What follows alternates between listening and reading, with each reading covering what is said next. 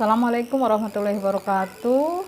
Boys and girl, welcome back with me, Bu Hamidah, dalam materi bahasa Inggris. Hari ini kita akan menjelaskan sebuah materi pembelajaran di kelas 12.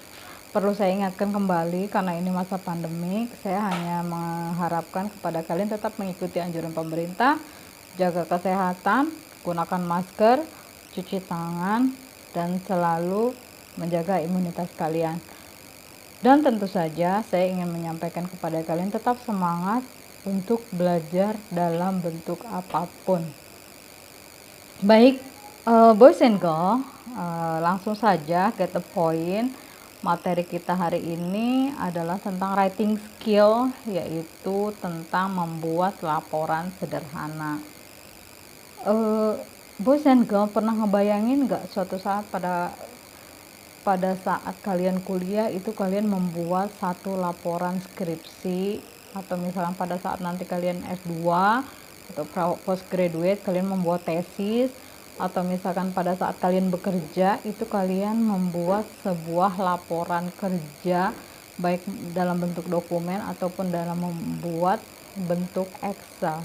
Nah, apapun jenisnya, laporan itu perlu baik bentuk dokumen ataupun dalam bentuk angka, karena sekali lagi laporan itu akan dipertanggungjawabkan kepada stakeholder tentang kegiatan-kegiatan yang sudah dilakukan oleh kita semua, terutama bagi pihak-pihak yang membutuhkan sebuah informasi dari kegiatan yang sudah kita lakukan. Baik boys and girl, langsung saja kita akan berbicara tentang writing skill. Oke, namun sebelumnya saya akan menyampaikan bahwa pada saat membuat project report ini ada hal yang mungkin fundamental ya menurut saya, itu ada project report guidelines, yang artinya yang pertama, to keep an update flow of information in relation to the project progress. Artinya bahwa kalian tetap stay untuk updating informasi-informasi terbaru dari progres kegiatan yang kalian sedang lakukan. Kemudian yang kedua itu to immediately address issue and concern that may come up at any point of the project implementation or duration. Jadi kalian tetap concern atau misalkan tetap fokus kepada isu-isu yang terjadi pada kegiatan-kegiatan yang mungkin kalian akan laporkan seperti itu. Kemudian yang ketiga adalah to document reason for change or adjustment to move the original plan for the project. Jadi tetap membuat jurnalnya, membuat kegiatannya, membuat progresnya secara yang sesuai pada saat kalian ingin membuat sebuah laporan. Nah, kemudian yang nomor 4 ini juga seandainya laporan itu memerlukan biaya. Nah, di sini katanya monitoring fund utilization to ensure that project expense are still within the budget. Artinya kalian harus lihat juga bahwa progres atau report yang kalian sedang selesaikan itu masih dalam koridor budget yang sudah kalian rencanakan, seperti itu. Kemudian yang nomor 5 adalah to serve as basis for decision making and addressing problem. Jadi bahwa laporan yang ingin kalian nanti sampaikan itu bisa dijadikan basic atau dasar dalam membuat sebuah keputusan. Kemudian nomor 6 ada to keep track of team performance. Ini pasti ya, karena setiap kegiatan itu biasanya dilakukan secara teamwork, dan mudah-mudahan saja kalian harus tetap solid dengan teamwork kalian seperti itu.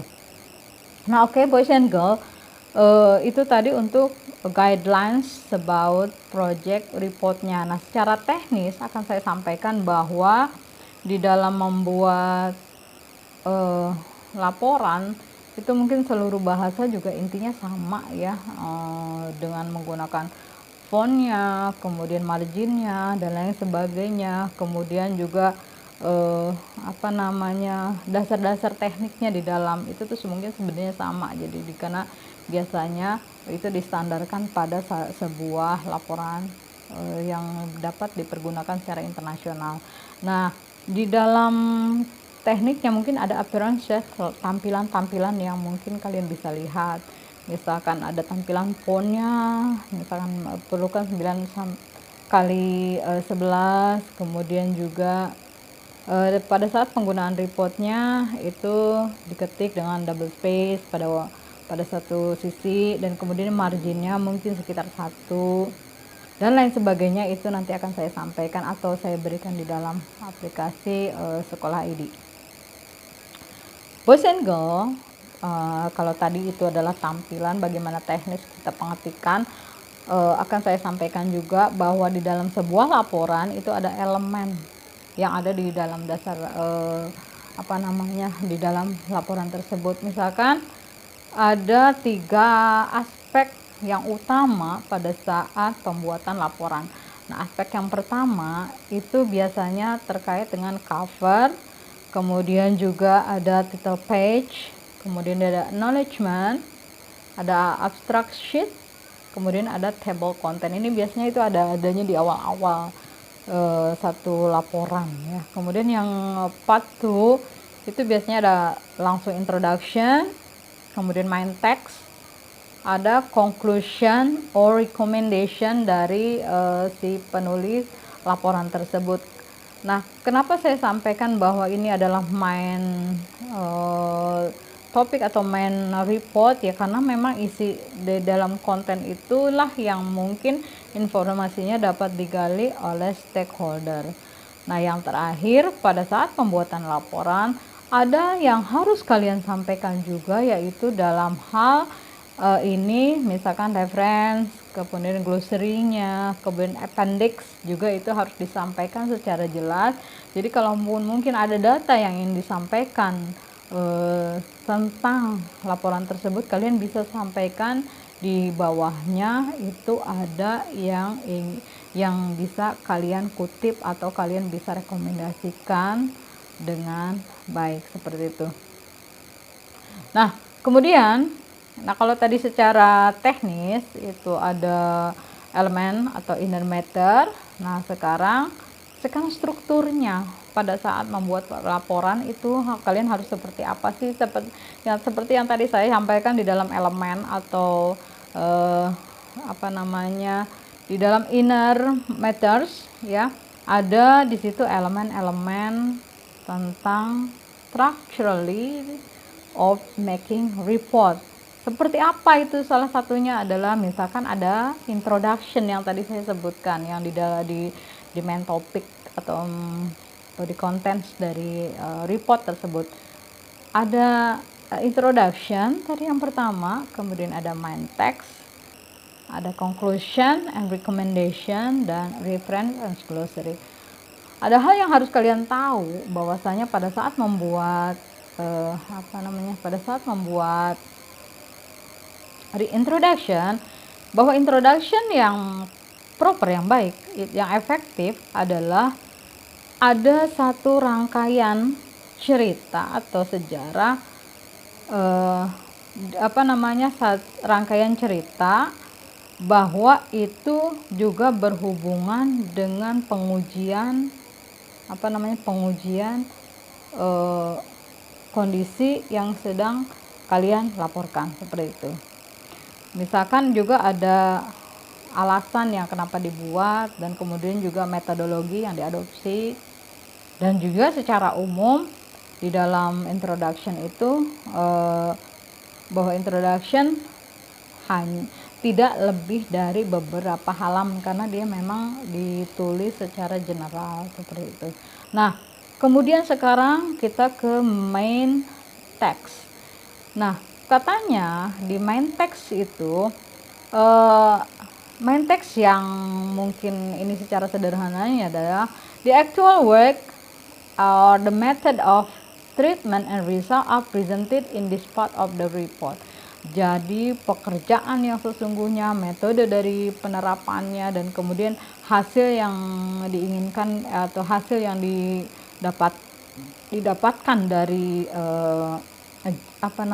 observasi tersebut, itu adalah bagian yang terpenting di dalam main text. Dan kemudian juga ini dibagi ke dalam beberapa seksi, misalkan section ada subsection lainnya, atau ada beberapa subjudul dan lain sebagainya, yang mungkin nanti secara teknis juga akan saya sampaikan supaya bisa kalian lihat secara jelas ya. Kemudian ada juga conclusion and recommendation. Ingat seperti yang saya sampaikan tadi bahwa conclusion dan recommendation itu mungkin bisa juga dijadikan kalian sebagai pengambilan keputusan oleh decision maker atau misalnya stakeholder. Jadi conclusion dan recommendation itu diambil dari diskusi dan pemahaman yang dihasilkan dari tujuan-tujuan dari conclusion tersebut ya. Dan yang terakhir itu ada reference and glossary. Jadi pada intinya pada saat kalian membuat reference itu serial number of the reference itu should be correspond, jadi harus sesuai dengan nomor-nomor yang kalian ambil. Dan glossary yang baik itu adalah katanya list of technical word and term used by author in his report, jadi nanti digunakannya sesuai dengan pengarangnya juga seperti itu. Nah, itu adalah arranging material and structuring project report. Jadi secara struktur penulisannya di project report. Nah, kemudian ada lagi ini sekedar saran pada saat menulis laporan itu katanya write the first draft. Jadi mungkin buat dulu konsepnya, kemudian take reasonable care in the choice of word and sentence structure. Jadi kemudian gunakan struktur dan kalimat yang sederhana dan bisa dipahami oleh semua orang. Kemudian yang kedua ada write small sentence instead of long ones with a number of clause. Jadi buat kalimat-kalimat yang kecil dengan berhubungan dengan klausanya atau kasusnya seperti itu. Avoid repetition. Yang ketiga adalah avoid repetition. Hindari kepada hal-hal yang mengulangi. Atau redundancy and make sure that message flows smoothly. Bahwa pesan yang disampaikan itu berjalan dengan baik seperti itu. Nah, itu untuk suggestion bagaimana membuat laporan. Dan itu secara sederhana saya sampaikan penulisan laporan ini. Insya Allah pada pertemuan yang akan datang saya ingin menjelaskan juga beberapa teknis mencontohkan laporan PKL kalian yang mudah-mudahan insya Allah saya punya kesempatan untuk membuatkan videonya untuk kalian semua. Sedikit yang bisa saya sampaikan, mudah-mudahan ini bermanfaat untuk kalian. Terima kasih banyak yang sudah menyaksikan video saya. Kurang lebihnya mohon maaf, barangkali ada kekurangan dan kesalahan, but I'm thankful for beberapa referensi yang saya sampaikan juga ini diambil dari beberapa link media university dari beberapa negara yang terkemuka, dan kalian bisa cari sekali lagi banyak rekomendasi penulisan laporan seperti itu. Thank you very much for today. Sampai ketemu lagi di materi berikutnya. Bye. Assalamualaikum warahmatullahi wabarakatuh.